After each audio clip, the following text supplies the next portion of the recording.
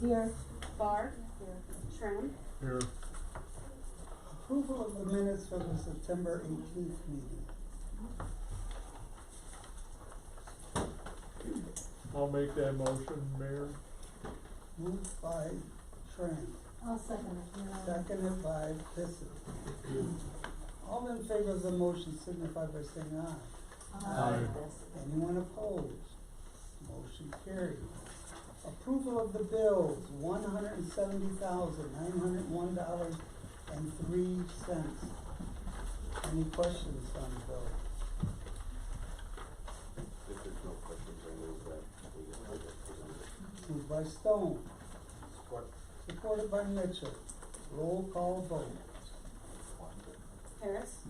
Yes. Mitchell. Yeah. Stone. Trim. Yeah. Barr. Yes. Bissett. Yes.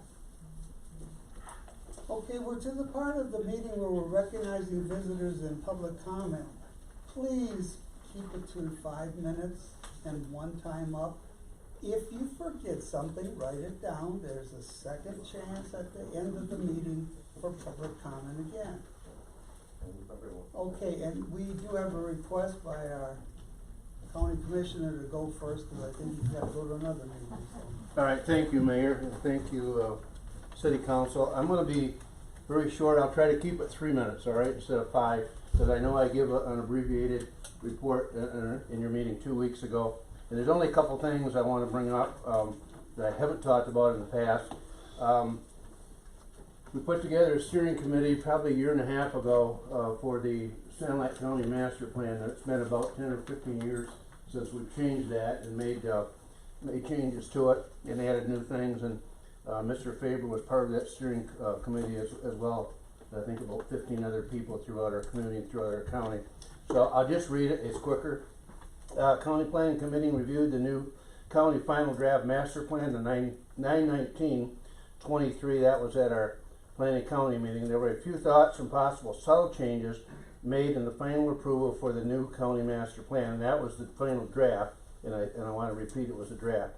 To the County Planning Committee will take place the next meeting.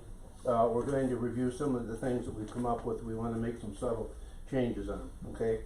So on October 23, from there the master plan will be posted for the public to review, and it's going to be a public review. We'll get it out to everyone, and at that time the county master plan and the green new energy, excuse me, let me back up. Once the public has reviewed it, then it will come to the commissioners. We will take a look at it, review it, see if we want any changes or add anything to it, or if we'll bless it. Okay, at that time it'll be sent out to all the municipalities in the county, and it's probably going to be late in the year. I'm going to say probably end of December. Hopefully by January we got full approval on it, and then we will send out the approved master plan. And also, you've heard us talk about the green energy guideline book. It's something we've covered in each township in our planning commission and with the commissioners, and that tells a little bit about where we want green energy, what areas are good for green energy in our county, what areas are not. So I know, Dave, you've been in meetings, we've covered that several times in our planning meetings. In our last meeting, our full board was there at our 9/19/23 meeting.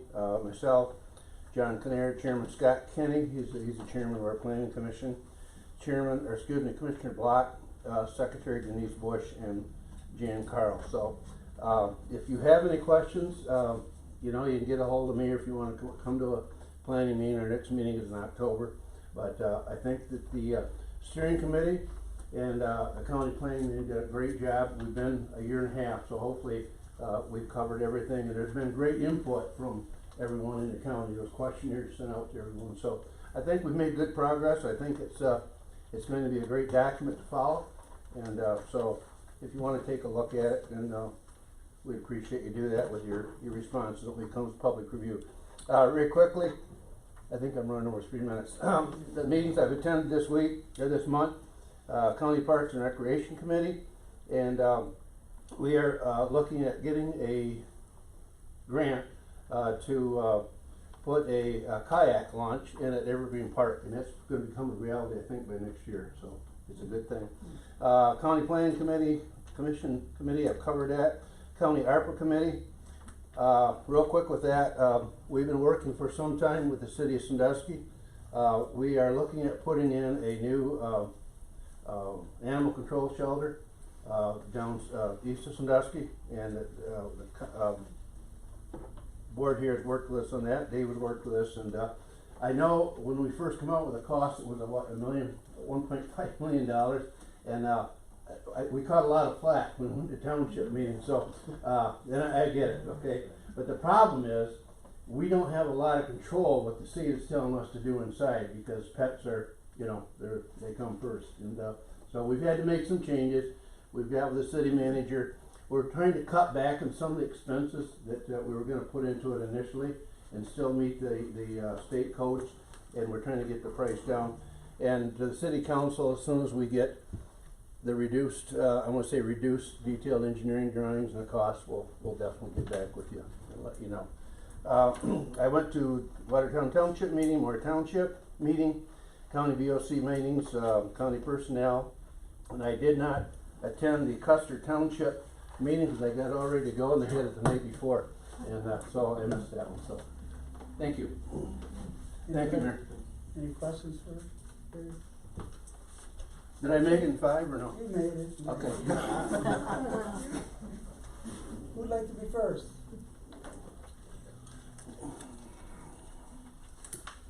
I guess I can. Okay. Well, I'm back again, yes. Still on the issue of 110 North Elk in regards to the AFC home that is now converted to. We're not quite certain if it's a rehab center, a recovery center, a halfway house, or what it is. I did finally get some information back from Justin out of Greg Alexander's office today. And we also got some information coming from Miss McLean's office based on the fact that there's a lot of things that I believe this council and some of the community don't understand in regards to this facility that opened. Especially with what I'm coming across, some of the licensing for such an abuse and drug program and so on, it's not only state, but it's also federal mandated. And I'm quite certain, based on what I've looked at in the 2021 new zoning, I don't think this board has been on top of that issue for a while, because it really never addressed some of the issues that some of the other communities are doing that are protecting the residents in the residential areas of their community. So I think it's time that we get together and have a little meeting. I would ask this board and the city manager and everybody, let's figure out exactly how they're licensed. Let's figure out how they go through the process of making sure, since they're residential, not outpatient, what is required of that facility to have for the appropriate care in the nighttime staffing and all the other things that are supposed to be adhered to. Because as of right now, if the shelter is truly shut down, I've not yet been to the city in regards to permits, but I don't believe there was a permit ever drawn to see if that could be changed, because when it was listed for 2 years before it sold, we had questioned the ability on whether it reverted back to residential or not. We also then went up to see if there were permits drawn at the city from switching it from a 6-bedroom to an 8-bedroom house, which one room has double bunk beds in, making it a 9-patient. It's interesting that when I had a house on Lorraine and I had a house on Roberts, I had to go through that permit process. Why is the building department telling me no permits were ever drawn? But then I understand that multiple permits have been drawn based on from the city side of things. So you really do have me concerned on what is our planning committee really doing? Because if nobody has to get a permit, then I just waste a lot of money when I do things. Even when I wanted to put up a pool, I was kind enough to call and ask what's right and what's wrong. But yet we have something that could turn around and damage the outlook of our community. Multiple cities right now in the state of Michigan, across the country, are going through the same dilemma. There's a lot of controversy. But the challenge I have is that when are we going to have, just like they're doing with the roads and the street, When are we gonna sit down and talk about a crisis center that appeared, a homeless shelter that appears, this appears, that appears, and make sure that we even know the contents of the law? You know, I watched an attorney sit at this table for how many weeks that we came up here. We can't fix this, we can't fix that, but how much did he cost us? $2,500 a night? $3,000 a night? What did he cost this community? We are the taxpayers that help represent you, and you're supposed to represent us. So those are some of the concerns that I have. And let me just get to my pages. So, what is the Planning Commission doing to protect the residents of this community? Because honestly, I don't see where there's been many things that have been improved to protect the community. Inspections definitely are not happening in our community no more, except for those people that want to be law-abiding or feel that, guess what, we want transparency between us and with you. Where's the transparency back? That's all I'm asking. Federal and state law on substance abuse is very clear. If a court system or anybody has anything to do with that, what's mandatory? Do we know what's being done? Who's being sent to that house? Where are they pulling the people from? We know we had a vetting issue when it came to the people that got most of these people or people in here because of an adoption of a young gal. So the vetting of this home and other things that are going on, when are we going to stand up for the residents? Safe havens. Everybody wants to think maybe it's a safe haven. I heard a lot of things in the community as I worked with different people, but it really comes down, are we going to let this continue to be the reputation of our community that if we can't fix the sidewalks because we don't have money, we don't have this to fix the money, we don't have parking for our businesses, I'm going to drive through this town and see what we see every day, and we're going to turn around and say that's permittable. But I'm going to tell you what, our reputation is getting hurt every day. Single-family homes in this community have been a staple for how many years? Did you welcome 9 different people into your house? Did you? Do you want to live beside people that we're not certain about? Dave, you got young daughters. Would you put your children in that position? Simple question. Yeah. Well, then you've got a little different aspect than I do. Because you know what? If you want to be challenged with being the next child to be abducted or something happening, that's fine. Put your kids at risk. I don't care. I care about the ones that I don't want to see have an issue. So with that, I guess I'm asking this board that we do just like what we did here.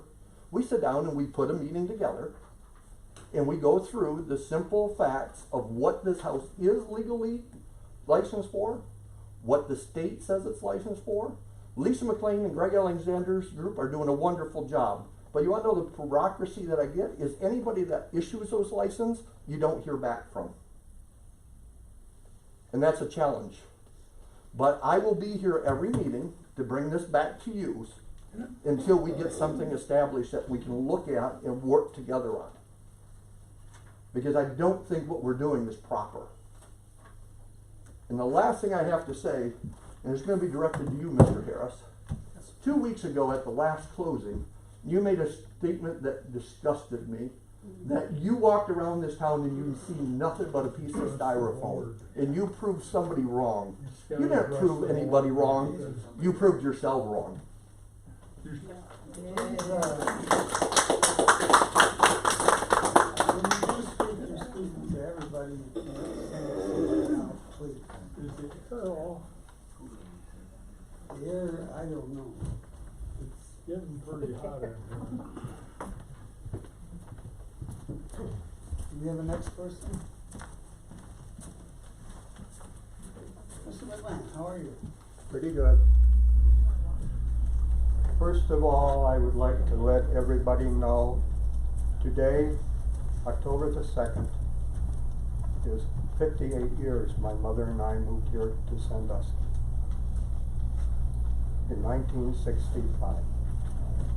That's not why I'm here. I'm here in regards to the street sign on Lorraine and Minden Street. The sign is not spelt right. It's spelt Lorraine, on Minden and Lorraine. On Hart and Lorraine, it's spelt right. Loraine. So I would like to have a new sign put up there, if possible. Because we've got a nice street, I'm happy with the street we got in there. It's wonderful. We've got fire hydrants for safety for our homes down there in case we have a fire. We have fire hydrants down there. So I'm satisfied with that, and that street has had a lot of water line problems over the years, and that's why it has been done. So that's all I have to say. Thank you. Thank you. Next, Hi, my name's Melissa Hernandez. Chief Lester, do you recognize me? you have to talk to the board. Chief Lester, do you recognize me? I'm the one that I approached you that day of the incident of the man being beat inside the men's shelter. So my question is, okay, what are you gonna do with all these syringes and stuff that you see around this when this drug rehab comes here? I'm very concerned. I got away from all that. And I'm here because I feel safe. I would like to know what the police will do about this situation. I'm very scared for the kids here. I really am. I'm a victim. And I know how the little girl felt that was dragged into that bathroom. I was once that little girl. I want to know what this police is going to do about stuff. When it comes to children being protected and this drug rehab coming into this town. I'm very concerned. Very concerned. It's scary. That's all I got to say. Thank you.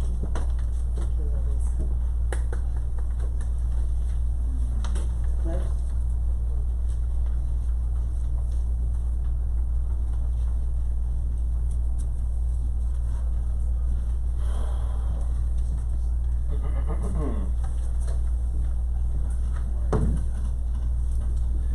I guess I would ask Chief Lester if he has ever purchased alcohol for any of the residents of the homeless shelter.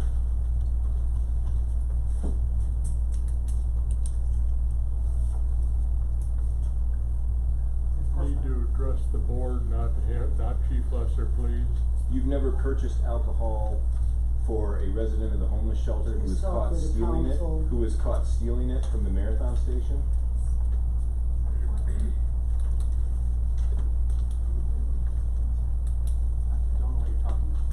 How many opportunities did you have to fill out police reports for actual crimes committed by residents of the homeless shelter, but opted not to? And I don't know what you're talking about. Okay. So the morning that the little girl was grabbed over at the thrift store, there wasn't another incident that occurred at the homeless shelter earlier that morning where a man was beaten? No. Okay. Not that I know of. Are you familiar with all the people that are working over at the thrift store right now? Is there a sex offender working over there by the name of Boyne? Not that I know of. Might want to check on that. there's something to address to the council.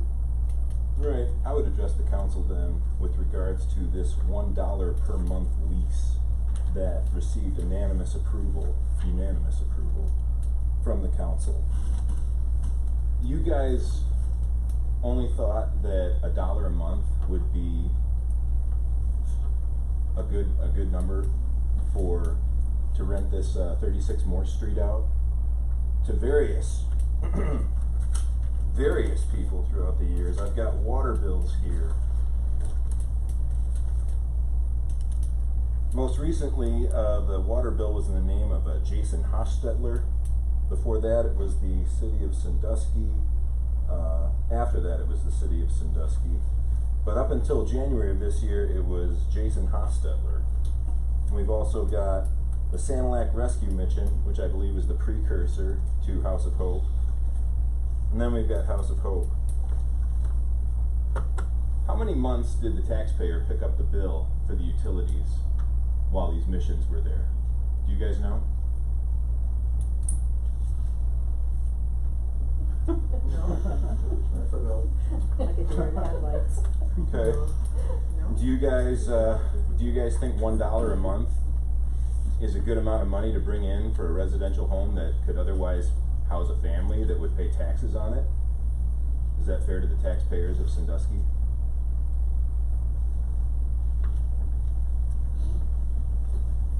I'd have to look over your information. Okay, well, you can read it online very soon, sir. Yeah, I guess those issues are primarily what I wanted to address tonight. Let's see if I have anything else.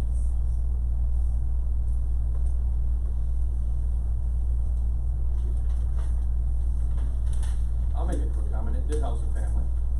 I did. So it did. So I don't know what you're talking about. The Michigan household paid all the bills of that house while we leased it. You paid all the bills. That Well, includes, other than those that would have been reverted back to the tenant, which does is that very include, common. does that include the period when Sanilac Rescue Mission would have been on the water bill? Yeah. Okay. That's who was paying the water bill. Yeah, okay, that makes sense. It's just I've got these gas bills and these electric bills that say otherwise. Okay. Okay. To the tenant paid, perhaps? I'm saying that I've got actual city of Sandusky on the water bill, not on the water bill, but on the electric bill and on the gas bill, 4 months, that any number of these entities, whether it's the Sanilac Rescue Mission or Michigan House of Hope, was supposedly paying the water bill. That doesn't mean who paid it at all. That's what Okay. it's billed to, yeah. I'm saying that the bill to we have conflicts in terms If of. you've ever rented things out, you'd know that's pretty ordinary. Well, sure, but what I'm saying is, you've got utility bills going to multiple entities, and you've got a $1 a month lease. That all sounds normal? The $1 a month lease, and I'll speak to this, we had to put thousands of dollars into the house to make it rentable. Mm-hmm. And in the very beginning, and we did, and then we put a family in there. We put a family of 6 in there. Jeff Right. Kramer? Yes. Okay. What did they pay? They may have had some utility bills. I don't know offhand. Okay. We paid the majority of the bills, but he may have had a utility bill on his own or not. That's common in the leasing industry. But that's the reason for that. I never found any bills. Well, I found gaps where Jeff Kramer could certainly have been paying bills in that particular place, but I never found a lease for Jeff Kramer and his family. I've asked for all the leases from 36 Moore Street, and I found one. Right, it would have been a sublease. Okay. So they leased it to the Michigan House of Hope then sublet it. Oh, okay. Okay? Interesting. All right. Is there a reason Tom Bowser asks for all of the rental cash from above the thrift store in cash? No checks? I have no idea. He's the property manager of the property owner. Okay.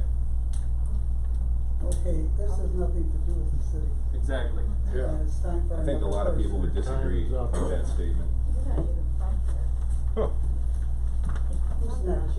Where are you from? I'm from Deckerville, Mr. Schramm. I'm here to make sure that what's happening here doesn't bleed its way into my You community. don't need an argument, please. Next person, please.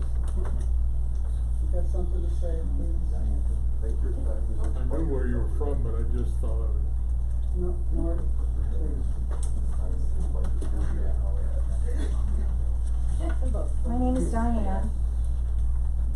I live in Sanilac County. I'd like to bring to your attention an affidavit from a gentleman who stayed at the men's shelter. And this affidavit was signed and notarized today.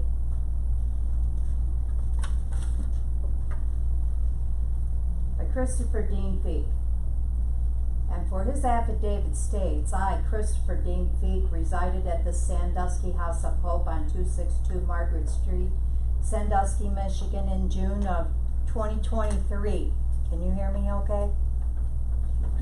Did I say I couldn't hear you? Well, I just wanted to make sure if I needed me to speak up louder. It was a courtesy.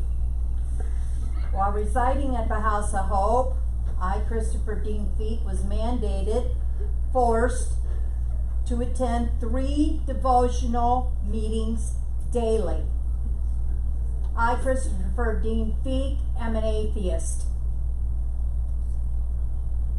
It was mandatory that I, Christopher Dean Feek, attend church every Sunday. I, Christopher Dean Feek, am an atheist.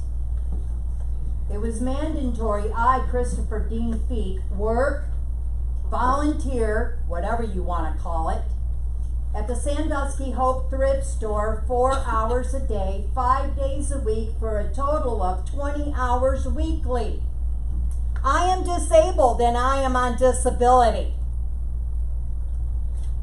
I, Christopher Dean Feek, was submitted to nightly breathalyzer tests without a search warrant ever being present. I, Christopher Dean Feek, after passing a breathalyzer test in late June of 2023, was escorted off the property of the House of Hope by on-site manager Brad by orders of Tom Bowser.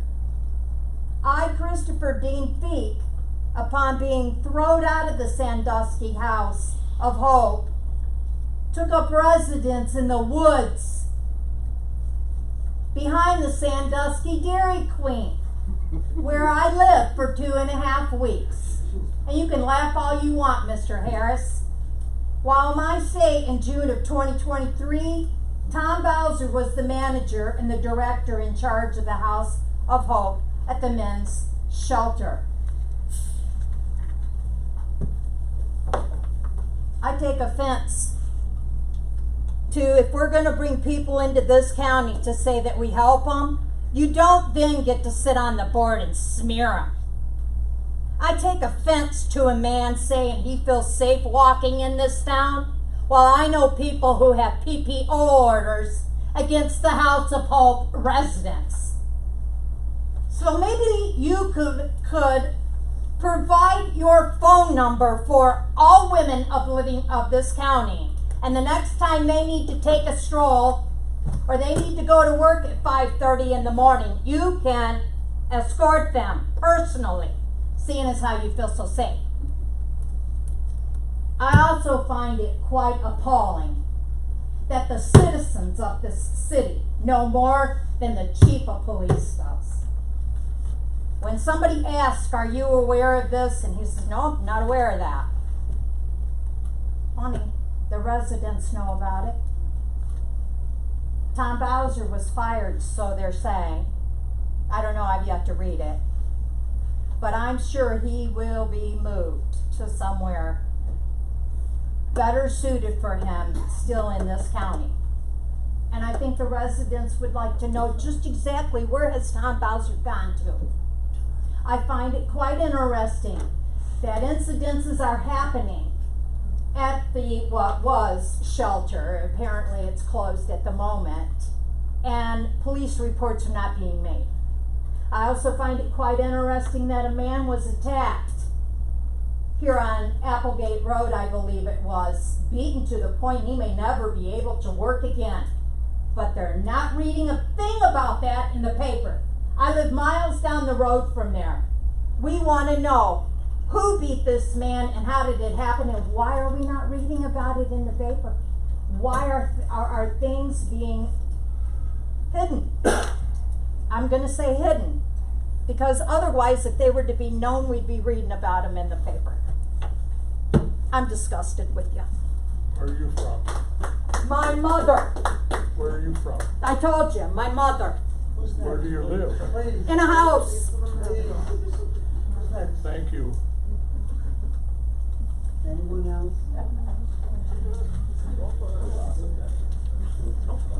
Hello, my name is Sarah Hernandez. I've been a resident of Sandusky, Michigan for 2 years now.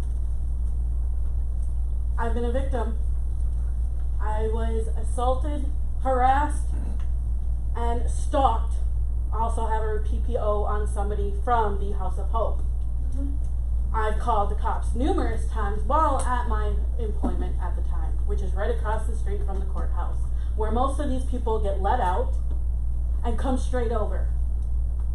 So I deal with more of these criminals than you do. And because of that, I've called the cops numerous times for being harassed, for being called names, for being followed home at night. You're not laughing now, are you? So tell me, how should I feel safe? When I've called the cops handfuls of times, and only maybe 3 times they've showed up.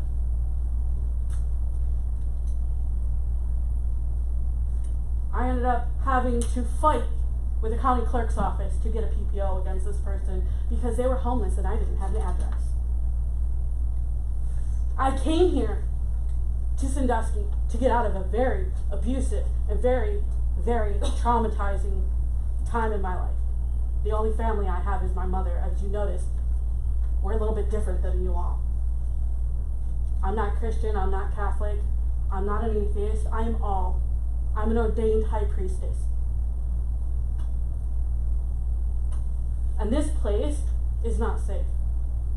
You have children being grabbed, me having to carry a knife on me at night, practically running home. But there's no claim of anything, right? And for all of you claiming that we need the Bible in schools, you're wrong. You need religion, yes, but not just one. You teach them all. I am all, unlike all of you. Thank you, Sarah.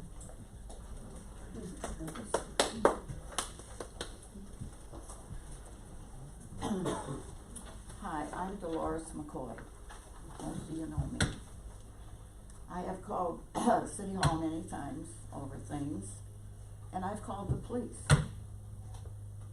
How many times do the police patrol the alley between Maple Valley and Main Street at night?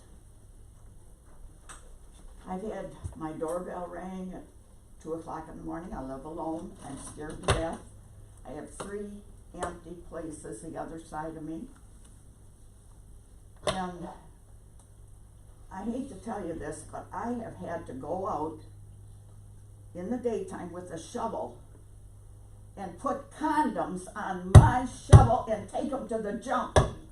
An 88-year-old woman. It's really nice. I'm telling you, this town is not safe. It used to be a wonderful place.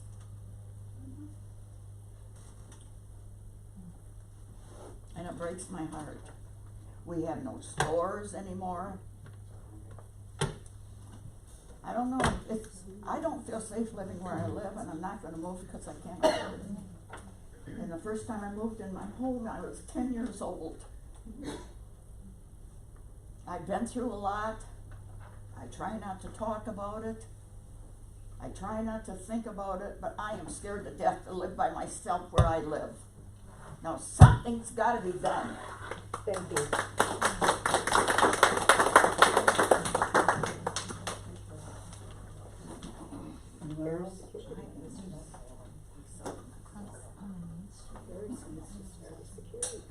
Anyone?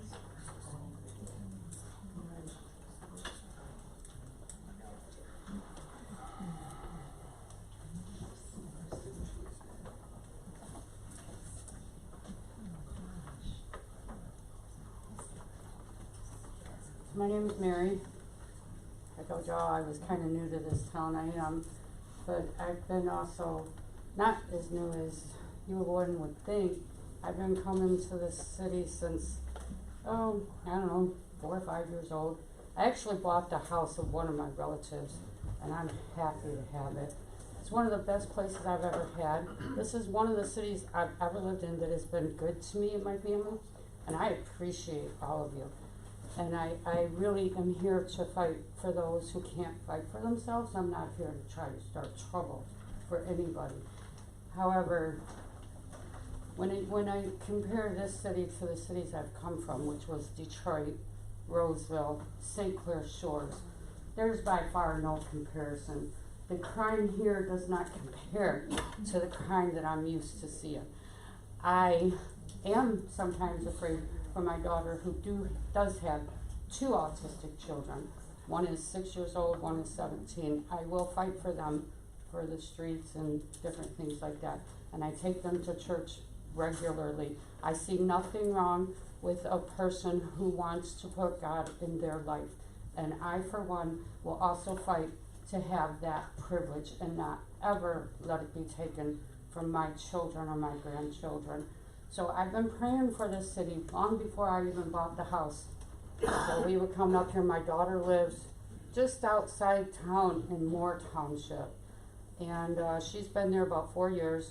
So I've been coming up here every time I go past the church down the street, Church of God, Sandusky. I pray and I pray. Never knowing that I was going to move here. My house that I bought was on the market for 4 days when I found it. I did not know that it was a relative's until after I moved in. And then I was like, oh, I remember coming here. I remember how good this place is. So I like being here. I like my children being here. My autistic grandson called me home from school today. He's having issues in there.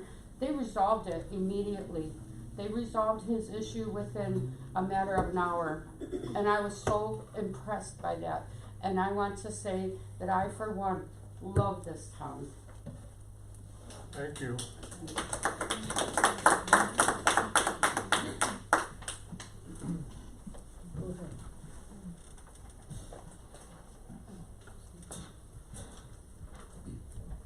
Hi. I'm sorry my voice sounds funny. I had surgery, so if you guys could keep it down so I don't have to try to yell, because I can't. It breaks my heart to see what's happening to our community, our town. I didn't grow up here, but my father did.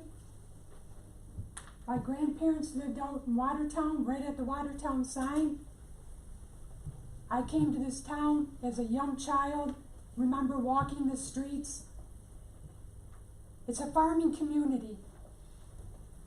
There's a lot going on right now with everything that's happened with the rescue mission, with the kitchen child, and I ran a daycare business in this community for 28 years. Trust me, my heart is with the children, protecting the children. I feel, for several reasons, we do need to help the homeless. I'm not against the rescue mission, but I support and want to see justice, obviously, for the kitchen family, which they deserve. That's all I'm going to say on that. On to what I thought this meeting tonight truly was about, mainly, was the roads, the streets. My thing I have to address with this is, I am praying daily and begging you guys, please do not let this happen. This is a farming community. Let this stay that way. We don't have to progress to be some big city. It's not us. It's not who these people are. We are a farming community where you want to enter this town, you want to be able to pull up Dave's Hardware, get out and have your neighbors talking, people communicating and talking, instead of it just being some weird thing built in the middle of the road for people to cross over. It's going too far. That's not what we need. I drive to Chesterfield every week to take care of my grandson. I drive through Richmond. That town's busy. They have the side parking. They don't have to have all this other stuff. Why is such a smaller community, a small town, a farming community, why are you trying to take away the small town environment and love and support that we all have? Everyone wants to see these businesses thriving. Doing this to our roads is going to do the exact opposite, in my personal opinion. It's going to do the exact opposite to everybody here, all of these businesses, the farming community. Please do not do this to our roads. And I will continue to pray for the kitchen family, for the rescue mission. I do not feel I will have to say that it is right to punish everybody who is down and out on their luck because the actions of one person. That person hopefully will be held in justice. Hopefully, I'm praying happens for him. The rest of it, I guess we table and we find out when the rescue mission figures out their board what they're doing. My concern is you guys and what you want to do right now with our roads. Please do not do this. It will destroy this farming community in this little town of Sandusky. And I say little town because it's what we are. Little town with a big heart. Don't take that away from us.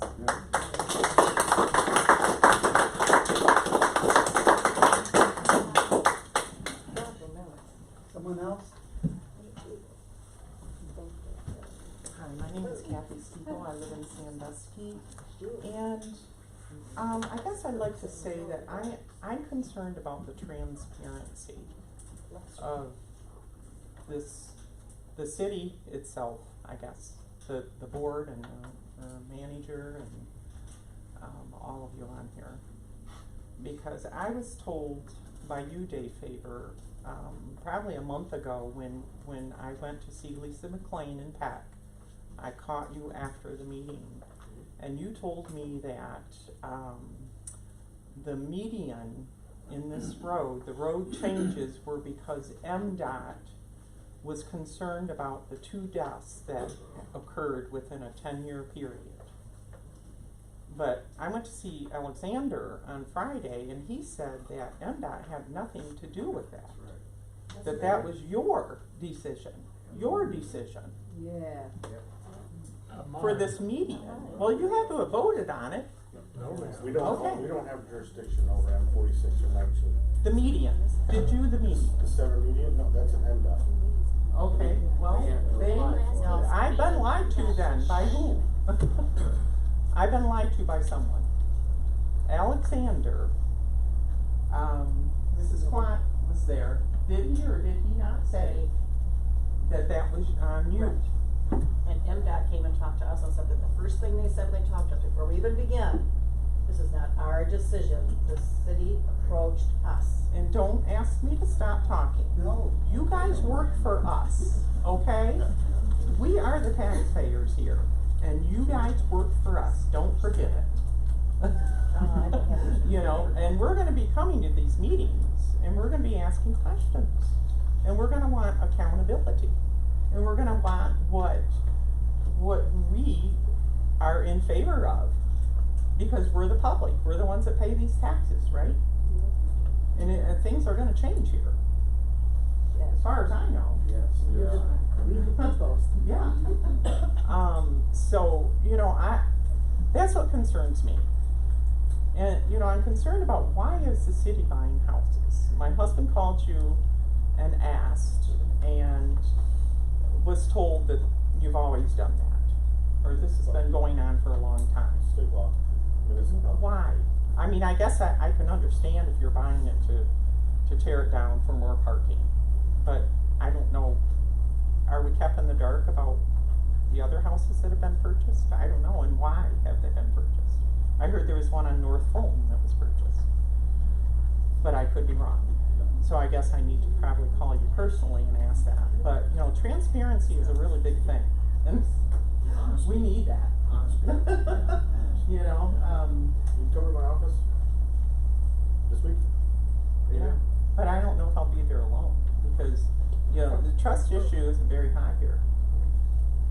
So, with a lot of you guys. I mean, I've been told stories, you know, that Meyer wanted to come to town, but it was shot down because of Trelleborg didn't want it here. And that this board has always wanted somebody from Trelleborg on it, because Trelleborg kind of dictates what we have in this community. So, I don't know. There's nobody on this board from Trelleborg today. Pardon? There's nobody on this board from Trelleborg today. Not anymore, right? Okay, well, that was a while ago. But, yeah, so we're just concerned about a lot of, you know, different businesses coming into town too, innovative type businesses. So, I think that was really all I had to say, is transparency is a big concern here. All right. Thank you. See that?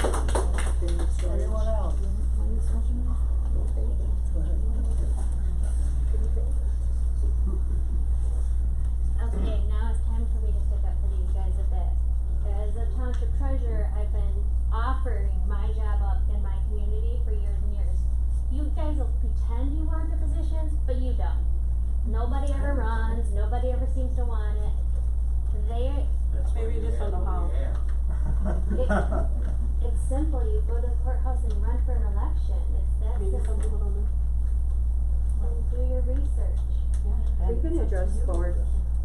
My point is, I wanna thank you guys for listening, cause I know you don't have to listen to people from other communities. And you do take that into account in this board, and you listen to all of us business owners, I'll give you that. You've sat down and worked with us, you guys, they were at this meeting last week, just last week, they all came. MDOT took full control, they took full control and said it was their way. So that was them at this meeting, so us pretending that they didn't say that, they did, we were all here.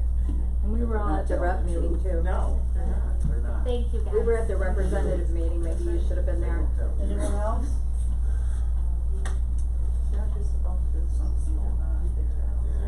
Yeah, we know what that Okay, is. we're gonna move on.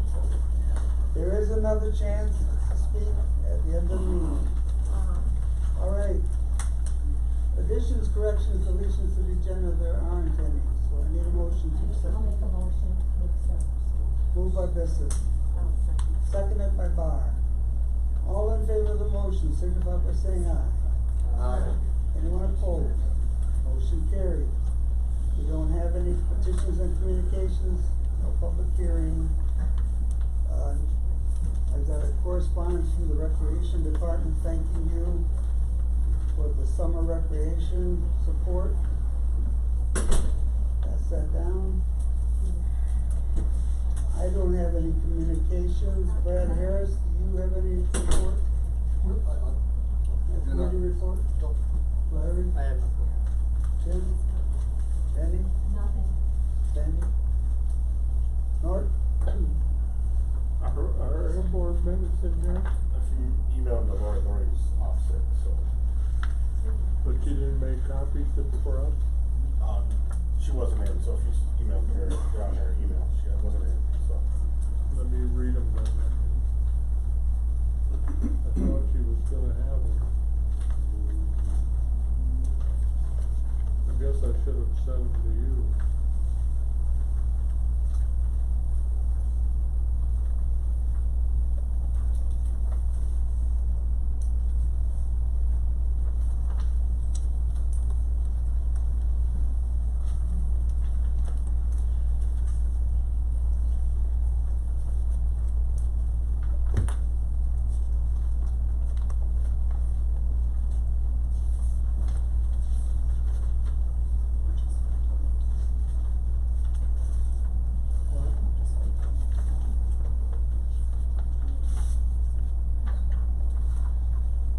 Okay, we met,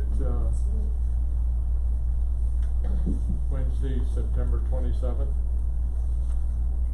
And, we didn't have minutes from the August meeting. There's a little mix-up in getting those back to us. Manager Johnson went over the bills, answered some questions about some of the bills. We discussed the approach.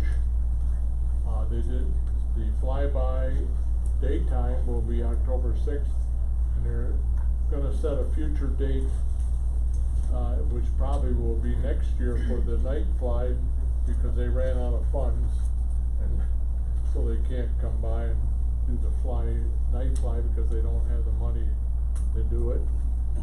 The apron's gonna be bid out later this year with construction, planned in 24. We got an update on the McKeon hangar, and most work being done on the inside of the hangar right now. That's where you go when you have your breakfast. That's the hangar we're talking about when we talk about the McKeon hangar. And he bought that, and he is fixing up the inside with stabilization, and then they'll work on the cement work on the inside. I don't know whether any of you were there for breakfast, but there was some terrible cracks in cement, and they're gonna take the cement out and redo it. Talked about the farm lease, which is on the south side of the runway, past the grass runway, and it's landlocked lease that, we have, and, the fall concerts of conference for the MAAE for airports, Michigan Association of Airports, will take place on September 11th, and Dave and Don are gonna go to that. It's in Muskegon. It's on the 15th, through the 15th, 11th through the 15th. Plan to shoot a video, October 20th, to assess what the airport means to the community. And, we discussed airport events, and one of those events, some of you went and talked to Greg Alexander. He was, there and has his office hours at, 3 airports. He goes to Bannack and Sandusky and Marlette. And, October 5th is the 5K run for the Mackenzie Cancer Awareness, so get out there and enjoy that. They'll have snacks and, fun for everyone. And November 3rd is the, MDOT video that they're going to do. Any questions? There was a discussion of the windmills to the south. You may not have a choice, so. Okay. Thank you, Mayor. Did I go over 5 minutes? City manager's report. So a couple things, so I did meet with MDOT, today in a conference call. They have, after the meeting that we had on Monday, they have extended the bid till November 3rd while they work on, potential changes from the comments that were received. So, it's the new bid date's November 3rd, that should have been effective today in the bid documents, and while they're working on comments. Now, they didn't provide any exactly what they're working on, but they're working on, from the comments that was received, for the M46 and M19, project. Did they discuss the bump outs and things like that? They did, they're working on from the comments, and then they'll come back to, and provide an update to us. Well, when I talked to you, and you said the bump out was so cars couldn't go from two, but now you put a bump out there, traffic's gonna be backed up, could be backed up all the way back to the other light, because they aren't gonna be able to get in that lane. Yeah, so that's MDOT's decision on those. It ain't MDOT's decision, no. So I'm against bump outs. I voted against the one we put downtown too, so. Thank you. Sorry, I'm the only one that voted against. So, Jefferson Street top coat was finished today, so other than restoration and, the concrete ramps at the end, Margaret Street, Jefferson is paved, completely and top coated today.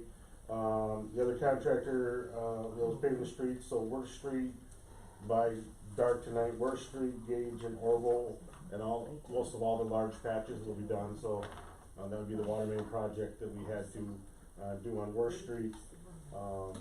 And then Gage and Orville were bad patches. One thing, Gary did bring up is that the county EDC director is retiring. So our economic development person for the entire, Sandusky County region and Huron County is retiring. So we actually had a managers meeting on Friday. I met with the county administrator on ideas on how we can bring back economic development director again back into Sandusky County, for the future. Planning Commission, this last week approved the site plan of Jensen Bridge, which is a 25,000 square foot addition to Jensen Bridge. And this will be for their roofing line and a showroom area for their product. So they're putting a 25,000 square foot addition onto theirs. And the Planning Commission also approved at 222 East Sanilac, 4,000 square feet to be used as an accessory use to the auto repair business as used cars. So as part of the project, MDOT is moving their driveway to the east So they have, that corner piece will become, used car sales for 4,000 square feet up at the corner. So they improved that as an accessory use to the auto repair shop. Also, Annie M's daycare, which is going in at the Human Development Commission. So we have a new daycare. She's hoping to take, I think, 30 kids. She has a current one in Peck, currently, but she has an open house this week from 5 to 7 at the daycare. And then to speak about 110 North Elk Street, so the board has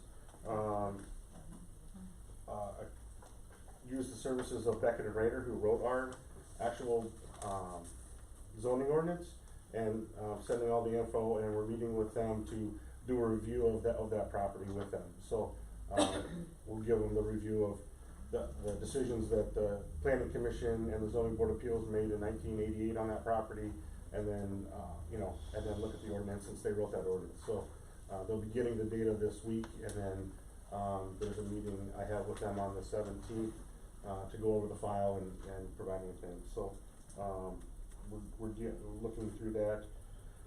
The last two things is homecoming parade Friday. Just so you know, this Friday downtown we'll have the homecoming parade and the 5K mile run walk at the airport at night. So that's on Thursday with Mackenzie Hospital. Other than that, your Honor, anything else is on The open house for the new daycare, daycare? what day is? October 5th from 5 to 7. So it's currently, it would be going into the building where Head Start was and adult foster care was by Human Development Commission, the property adjacent to the water tower. Anybody have any questions for me? Sorry, I forgot about that, Mayor, about our meeting last week, so I guess our planning commission meeting. So.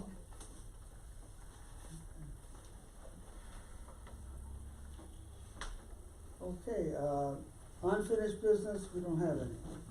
New business, Morton Salt for quote. This would be the quote for our salt this year. Morton Salt and then Detroit Salt were the two different, now they're one.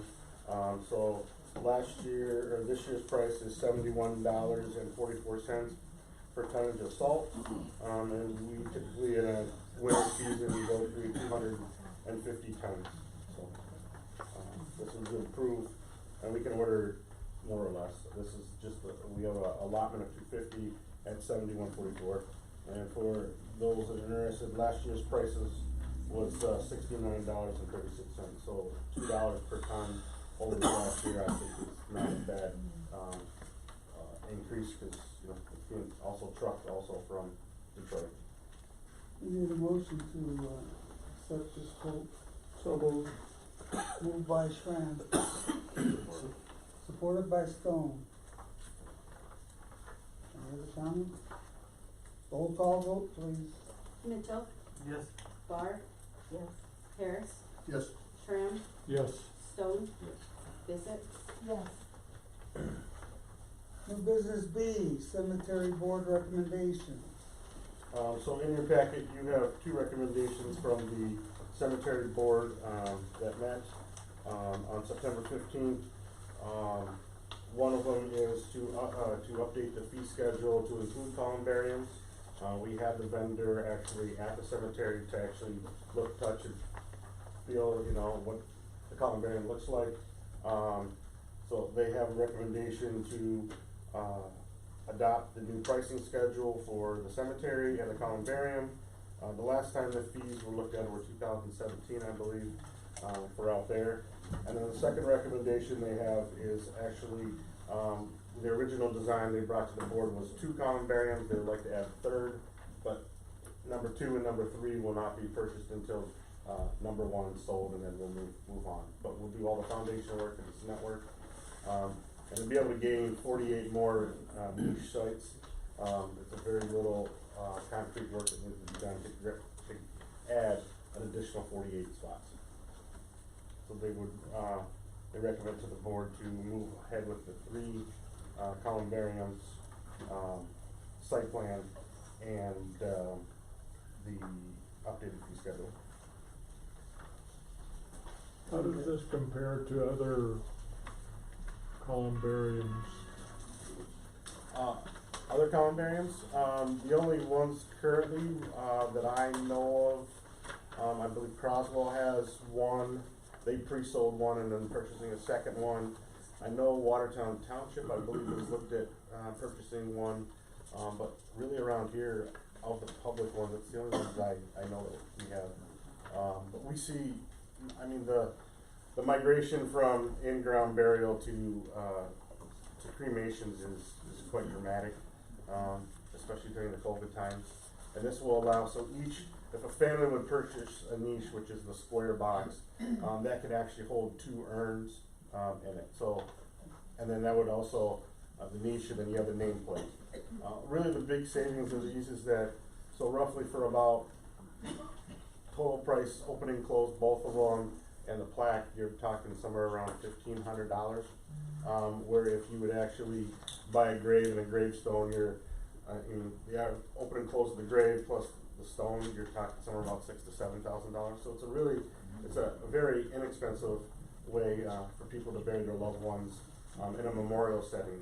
These are all granite facilities. They look very nice. They're the one that colors that were selected were the gray with a darker reddish doors to them. I have a picture I can provide you if you know later. But it really provides, and what you can do is, in the same spot that you would have 2 graves in a normal cemetery, you actually have 48 spots, which you would normally just put 2 coffins in currently. So, and as we get space, as we build out the cemetery, the next growth point would be actually crossing the county drain, putting a culvert across there, and moving to the property that we own to the north, or to the, I should say, to the west, as we outgrow our section. So, Your Honor, I'll move that we accept the cemetery board's recommendation to purchase the columbariums. And the rising of the rates. Yes. I'll ask for Moved by Mitchell. Support. Supported by Harris. Roll call vote, please. Trim, Yes. Barr, Bissett, Yes. Harris, Yes. Mitchell, Yes. Stone, New business C, Lincoln Street Alley Sewer Project. this would be the recommendation of the DPW, and this would be finishing up the alleyway. As you know, we had to separate the 2 sewers there. There was water and storm in the same sewer. We had to separate that. So this would be the concrete wall and the little half wall that goes up the alley, and the section of the alley that we do. This would be paid from the sewer funds, and Rick Keppel and Miller Masonry were the low bids for that.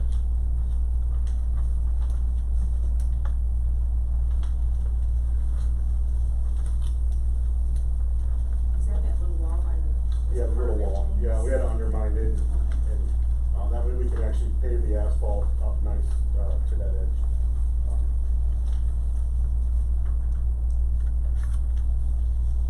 Your Honor, I'll move that we accept the recommendation from the DPW director and award that to Chris Campbell and Miller Masonry. Moved by Mitchell.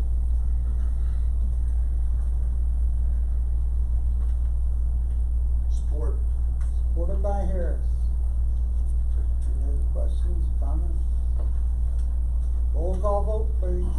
Barr, Yes. Bissett, Yes. Harris, Yes. Mitchell, Yes. Stone, Trim, Yes. New business D, Lexington parking lot, 2-hour parking. So before you have the memo, and then you have the, as you remember last time, we went to 2 rows, we met with the business owners. The recommendation is to go back to the 7 parking spots that are along the north side, and then also keep the 2 30-minute parking on the south east corner. So essentially having 7 2-hour and 2 30-minute parking. That's depicted in the map that you have before you, and keeping the 2 handicap spots that are currently existing as just normal parking spots. Realizing and talking with the business owners that there's business owners that have workers that need at least one of those spots. Is this acceptable to the business owner? Yeah, that's what we've done. I don't know if we talked about Yeah, I two thought 30-minute parking. I thought we were getting 2-hour parking on both ends, Yeah, but yeah, that's what we had overall talked it's about. I just kept these 2 as the same. I mean, they can turn to 2-hour parking. It doesn't matter to me. Meaning the whole back row is gonna be 2 hour and the whole front row is gonna be 2 hours? I just left it as it's just those 7. You know, I can put more 2-hour parking on that back row. I don't think we need no. That's why I just left the 2. That's kind of what I got from when we met. Sorry. No, So So we just need to change to 30 minutes to. the 2 30 minutes already exist. Well, actually, there's 1 sign there, 1 sign's missing. But the signs would be up here. The 7 spots would be on the north side. Is really what the motion would need to be 30 modified. minutes, or stay 2 30 minutes. Yeah. So per this draw. Yep. Does someone from Sheldon said anything about this? Sheldon's here. I mean, they have moved some of their vehicles. And, you know, we've talked. And Yeah. Okay. Yeah, I had willing to give it a try, move some vehicles around with the one, and I had some, maybe some comments on the future project. Is that still in play?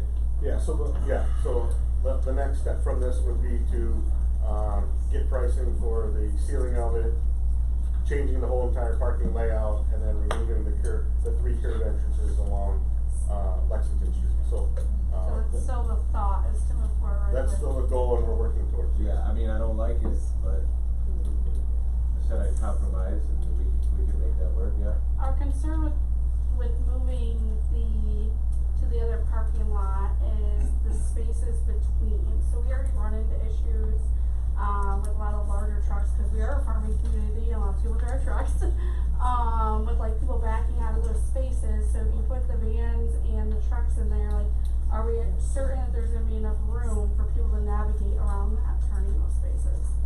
On the new design? Yeah. Yeah, once we get the new design, we'll show you, we'll meet again with the business owners, and you guys can see the actual drawing itself, and the spacing.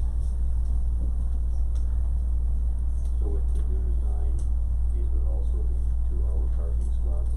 Correct, and that, I mean, I guess that's a future decision, once we set the whole parking lot up. So just like you said, it's signs and paint. Yep. Do you know a time frame on that? It would probably be by spring. The problem is just trying to find contractors right now to do work. They're all pretty good. We're working on, as soon as we can get them, I can share.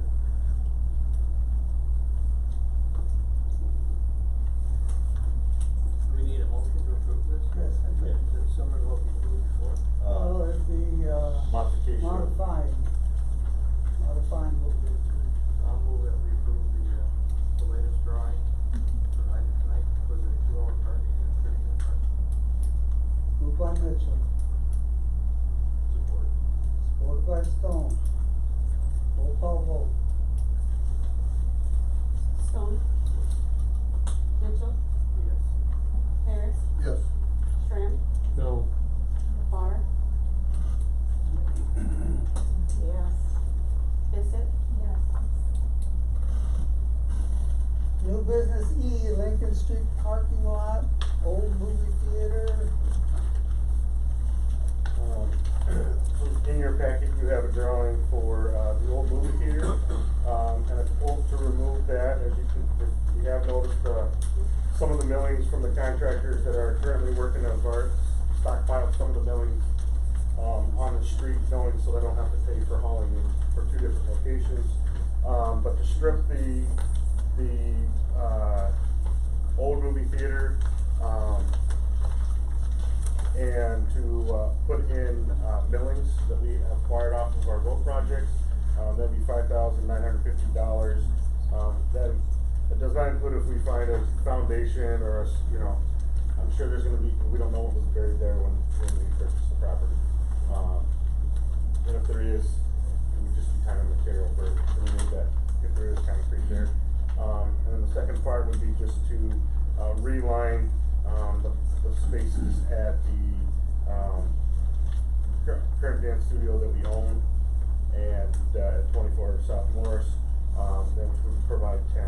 They provide 5 that are straight on parking and 5 at a severe angle, because of the narrowness of the alleyway easement between us and the laundromat. So that would provide roughly 19 parking spots. The thing that I will have coming to you for the next meeting, that is out to contractors right now to get some pricing, is the concrete approach off of Lincoln Street, and the sidewalk, so we can put the approach into, but that would be, I should have that by the next, meeting. That's all I have. So with approval of this, we'll have a contractor, contractor said this should take 2 to 3 days to hog all the topsoil out and then bring in the millings for, that. And then, we'll work on striping, staff will work on striping and modifying the signs at the dance studio. We're gonna do that ourselves. Yeah, or just run the machine again. What about on the gravel? It won't be marked, but just as part. Is the plan eventually to pave that? Yeah, we're working with, you know, the business owners on, you know, the demo and trying to figure the demo out of the structures. But as the short-term temporary is the gravel lot as we work towards, you know, the future design of that end product.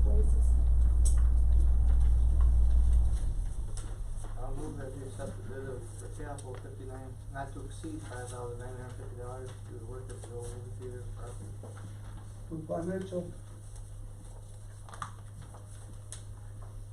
Support. supported by Harris. Roll call vote? Bissett, Yes. Harris, Yes. Mitchell, Yes. Stone, Yes. Trim, Yes. Barr. Yes.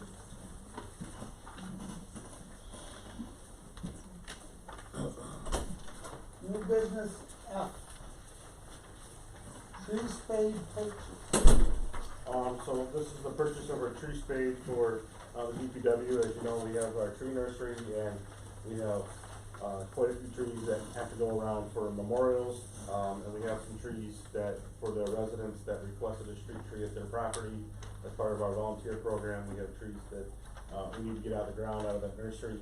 You know, good thing is they're ready, bad thing is that a lot came ready faster than, you know, the typical grow outs, because being a wet year, the trees took off really well. So, but currently we pay, you know, a local landscaping firm roughly about $50 a tree just to spade and to plant them for us. That would just become a DPW task.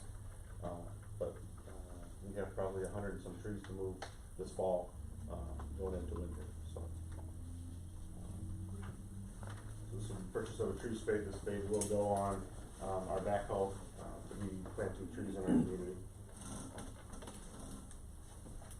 I make the motion to purchase the tree spade from T&T Equipment, cost of $13,300. Moved by Schramm, I'll second it. seconded by Bissett. Roll call vote, please. Harris, Yes. Bissett, Yes. Barr, Yes. Trim, Yes. Mitchell, Yes. Stone. Public comment. Sorry, I just have a quick question. I'm sorry, me again. I wasn't planning on speaking at all today. Question, Mr. Faber, I just want to understand. With this MDOT, you said that after a previous meeting, they are drawing up something new to bring to the board. They're not to the board, they're taking the comments of the people at the public meeting that we had and looking at their design. Okay, so when do they meet with you so you can see this new design? As soon as it's drawn up, we'll probably have a meeting. Will it be a public meeting like this with MDOT here? I would imagine that MDOT is gonna have something to work with, like, we had a public workshop the last time with MDOT here. Okay, my reasons for asking is just because and I'm not calling anybody liars, cause I don't understand how all this works, I'm being honest. But just listening, there's a huge conflict, from what I'm understanding, between MDOT telling some residents and what this council has said, that it's their decision, you have the final say, no, they have the final say. Personally, every one of you sitting there, and I don't know who has the final say, but I would have great concern as a city council member for an outside company, MDOT or whoever, thinking they have the right to come in to a small town and say, and call you liars, basically, is what they're saying, because they're saying, no, it's up to you guys. So they're basically calling all of you liars. We're not, MDOT is. I would have great concern having a company come in and do work in our small community if that's what's happening. I think you need to bring whatever their new plan is. MDOT needs to be here so that we can be here and we can find out who has the final vote, the final say to say, this is what we're doing to our roads. And I pray, like I said before, if it is you guys that have the final say, that you remember this town was founded on farmers. It's a loving, small town that wants to remain small. We aren't a big city. We don't want that. We want our farming community with our big heart. And if this goes through again, it will destroy it. It will destroy it. And I know my father, my grandfather, my grandmother, my great-grandfather, great-grandmother, they would all be rolling over in their graves to know this is what's happening. So I hope MDOT is here so that before this all of a sudden gets pushed through, we, as the community, the taxpayers, we know who has the final say, who's made this decision. Because right now, we're in total, I'm confused, maybe it's me, brain fog, but I'm confused. Who has the final say? Both sides tonight so far. I've heard two different, and no one seems to know. Someone has to know who has the final say. So I hope when MDOT gets back with you, this is discussed, and you can bring it to us. And we need to hear that from both sides. Who has the final say? Okay, thank you. I'm gonna stand up here if that's okay, because I gotta trip over everybody else. I just wanna commend the board members that came to our business meetings, and Dave Faber, we had, the mayor and Dave and Larry Mitchell came to meet with us business owners this morning. And I think we all came to a very good understanding, and I think they are really supporting us and trying to make all these, new changes that's gonna work great for our community. I think MDOT is, after Dave has talked to them, they're working on it, and they're gonna bring it back to us hopefully, where we all can have our input, but I appreciate, I think we've all worked really great as a team, and I think we all love this town, and we're all trying to make these changes for the better, and, I appreciate them, talking about trying to get parking back in places and stuff like that, so I found it a very productive meeting. I appreciate everybody listening, and I think a lot of the concerns that a lot of you have voiced are being taken care of, in my opinion. So how would we know about this if you wouldn't have said this? Yeah. Well, I tried to talk first. We weren't on the agenda tonight. We tried to talk first. But why can't you guys tell us this kind of stuff? Well, we just met this morning at 7:30. Okay. This is our first meeting since, so. Well, we tried to have a workshop last time, and that didn't go so well. No. Right. So we But I think MDOT obviously is listening, and we've made some very good points, and Carolyn Deltenberg can be commended. She came up with some great points, that the painted on crosswalks are just as good safety-wise, MDOT is saying, as the raised, medians and stuff. So hopefully that's what they're taking to heart. It should save them a lot of money in their budget. As we all know, budgets are higher now for every project, a couple years down the road. So hopefully they're taking a lot of that into consideration. So it looks like we're getting, hopefully, some of the things we're asking for. I think we have to wait till we see the real plan, but I will say that the members that we met with this morning are pretty much in support of what we want in Oh, the that's what we community. need. That's So, what we need. yes. We just wanted to say thank you for working with Yeah, us. thank you. I know that, Yes. thank you, Lynn. Lee Sheldon. Yeah, I just wanted to say with the, with the parking changes currently that we just voted on, we're willing to, move some stuff around and kind of, scramble and see how this really affects our business and our employees. But, we had talked about at the last meeting about, adding all these spaces with the future project, and that sounded good. And then, looking at the plans, I saw that, 30 of them are 2-hour parking. So I just, with the changes now and really not able to support our employee base being, upwards of 90 or so, we're gonna have high 70 spots. I just would really, with the parking across the road, in the near future as well, with the Lincoln Street and stuff, I just would really hope we could assess how much 2-hour parking is really needed in the future plans. And, cause I just wanna make sure that, that we're covered, cause we wanna continue to grow and we wanna add employees, and that means bringing them here to our corporate office, and then they gotta park somewhere. So I just was hoping we could really assess that future project and make that the best possible moving forward, and what makes sense for everybody. But let's see how this goes.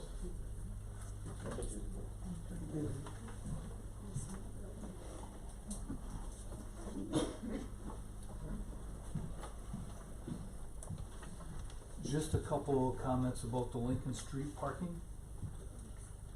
Please keep in mind with that bus stop being down there on Lincoln Street that there's a couple times during the course of the day we come on down there, a couple times being like quarter to 7, 8:30, and then again at 2:30 to 3 o'clock. We've got a lot of traffic that we go down there to pick up people that have been at the personal growth center.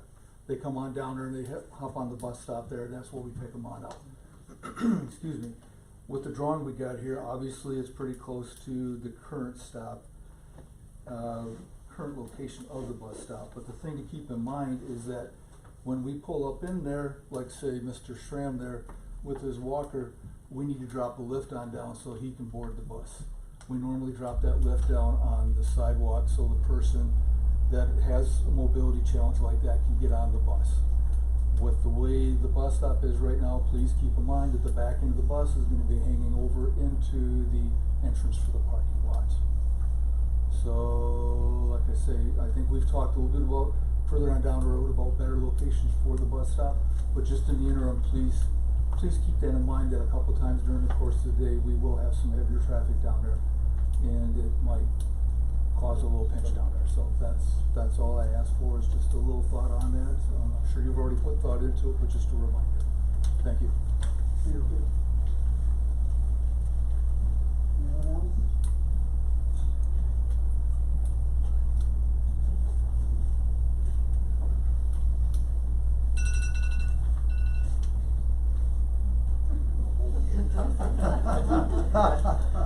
You late for dinner, Al? It happens.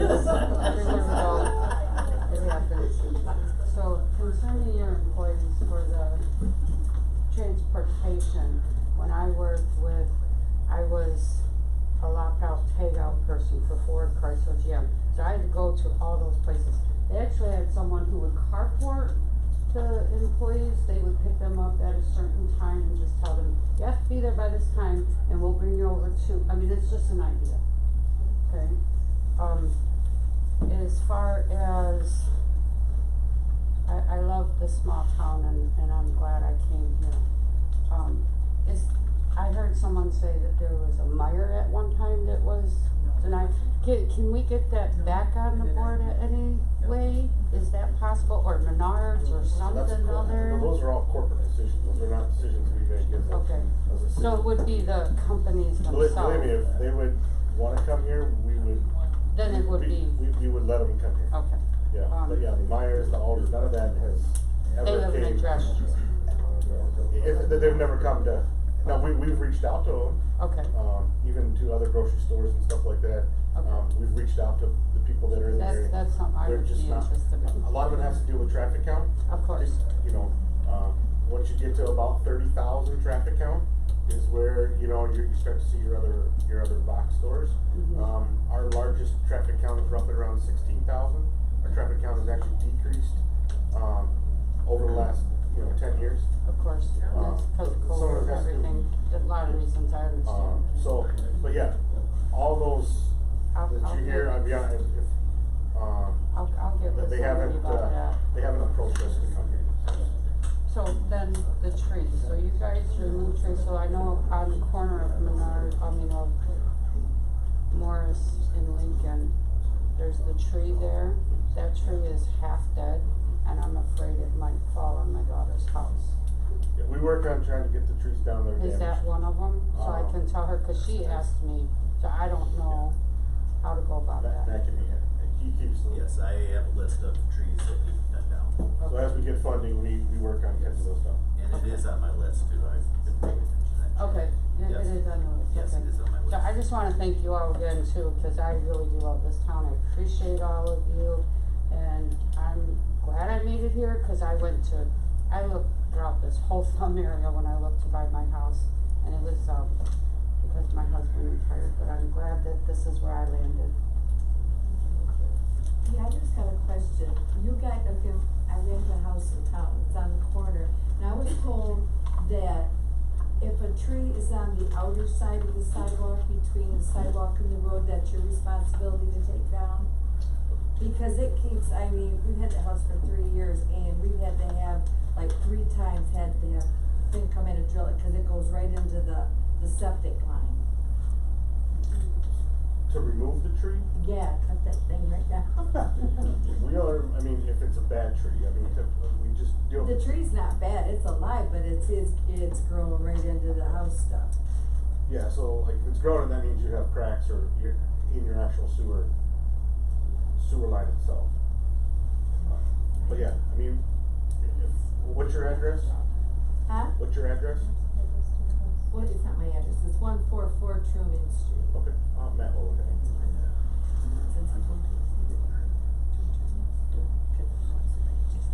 Anyone else? I had something else.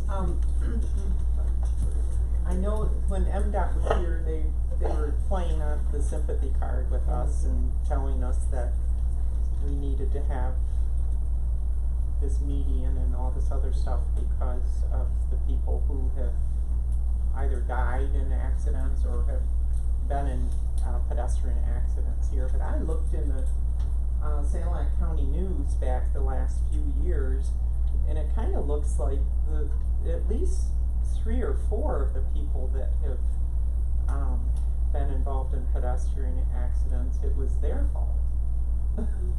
They weren't crossing at the correct cross stop and that kind of thing. I know the gentleman who died wasn't. That was in his report, in the newspaper anyways. And then the lady who died crossing in front of Ace Hardware.